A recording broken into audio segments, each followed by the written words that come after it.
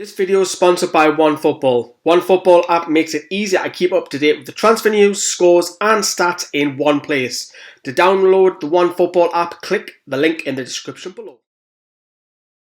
Louis from 100% Chelsea have been on his negging him out about Mike Ashley, but we're not going to talk about Mike Ashley. Let's talk a little bit about Chelsea for you. A scrappy, solid win? Scrappy, boring.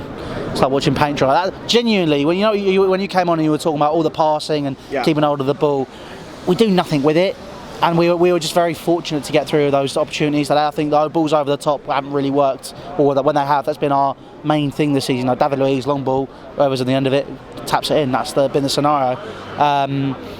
And the ball possession's just been, it was standard. It's three. I think the way we look at it is it's 3 points, which is great, but we still need to develop. That's every single game we've played since that City game. We've won by one margin or lost by one goal, or won by one goal or drawn.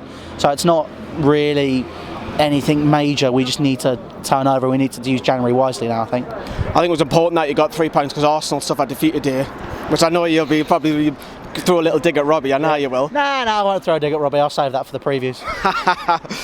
And Manchester United are obviously a bit of form. We'll see how they get on tomorrow night as well against Spurs. What are you hoping for that one though? I don't know.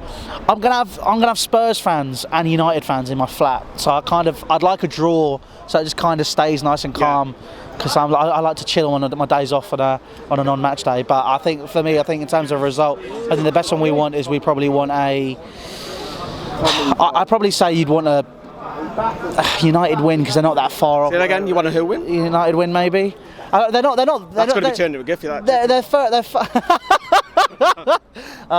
They're further away from us, and I think it's kind of a case of if they win, it'll be 3 points made up. But at the same time, they've got to get past Arsenal first, and I think it's kind of a case of. If we can try and close the gap on Tottenham a bit, we can maybe try and secure that position in the top 4.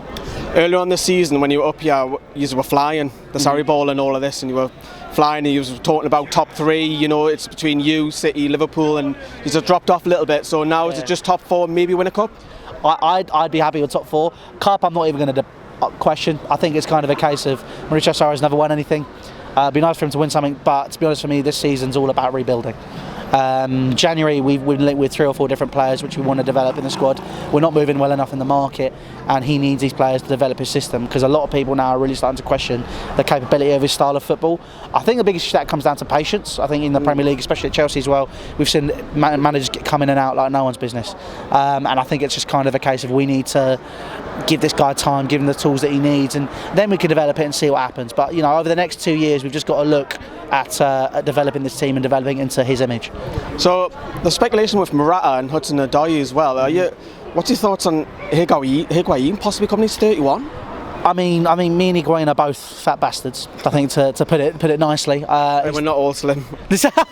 You're slimmer than me. Don't you worry about it. He's 31. He wants obligation to buy, which means it'd be a 3 or 4 year deal that he wants as well, with 140 grand a week. Is he going to be definitely scoring goals? No. Sarri's convinced by him, but Sarri's also convinced by Jorginho, who is quite frankly redundant. He's a redundant shirt, in my opinion, in that team.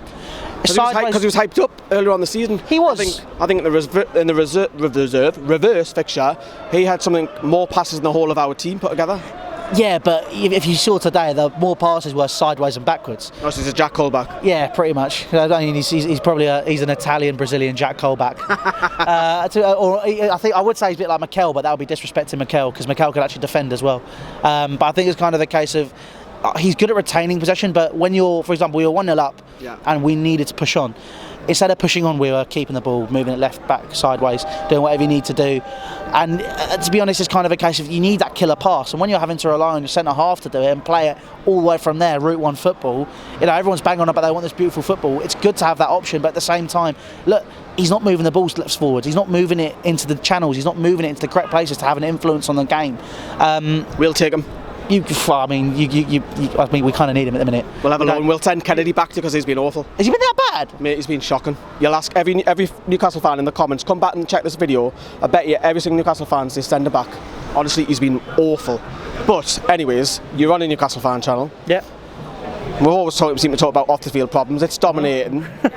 Stop laughing. Sorry, okay, yeah, go on. What's your thoughts in the minute then? Is because Rafa's contract's running down? We need bodies, and you've seen it today. We played 5 at the back. We've got 4 defenders on the bench. Problems. Again, it comes down to Mike Ashley and how he's running the club.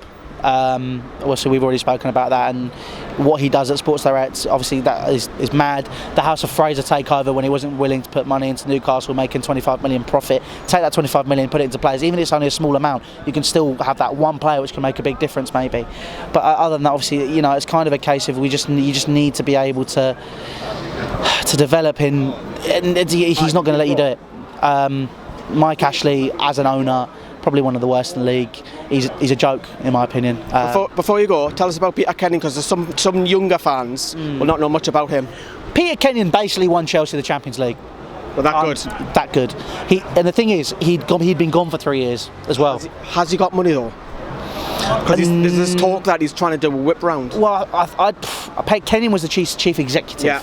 So I don't know if he has money, but I think is he teaming up with that woman still who was going to do it? Amanda Stevie's gone. She's gone now. But there's talk that Peter Kenyon's leading this I can't say the word for him.